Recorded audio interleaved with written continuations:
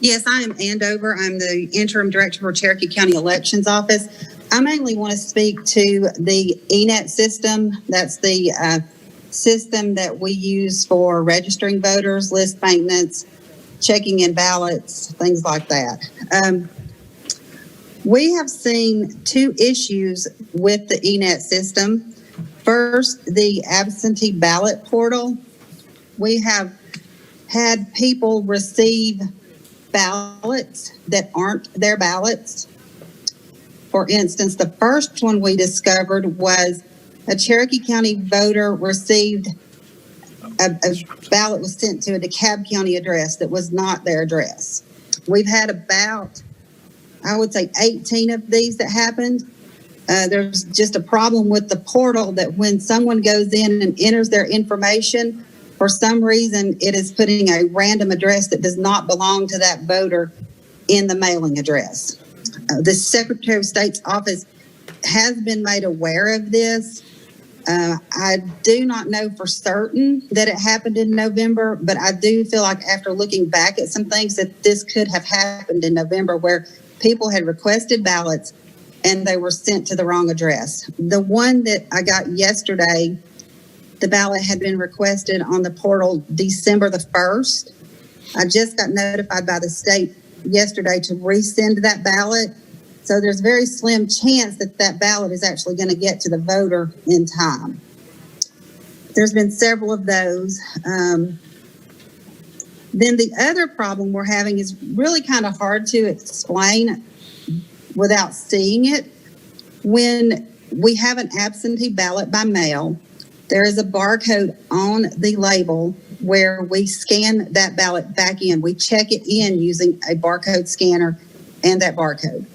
We have discovered that when you scan the label, sometimes it will scan a different voter in. You'll actually be checking in one person's ballot, but it populates we lost her. Another person's name. Okay. Hello?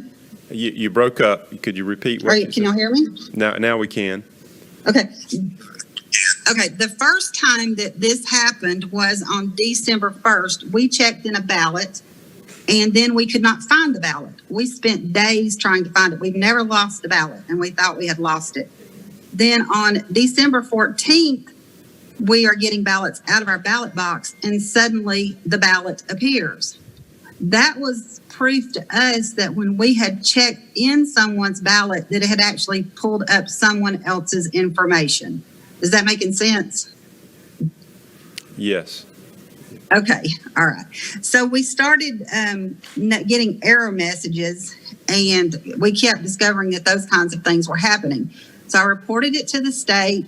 Gabe Sterling said, "Oh, it's just y'all's scanner. It's just y'all's labels." I said, "I'm not taking that for an answer because we've been using the same scanners and the same labels for years. Please, somebody look into this." So a few days went by and they were still trying to blame it on the scanners and we were still seeing errors. I'd have screenshots, pictures, lists of all the errors that we were seeing. So I called our liaison, told them about this again, and they got on a Zoom call with us because the state could not recreate what was happening. And I said, well, it's still happening. And we got on the Zoom call, and of course, we couldn't recreate it during the Zoom call. Then a few days later, it's probably about a week later, I got a phone call from our liaison. She wanted to know if we could see any difference if the errors had stopped.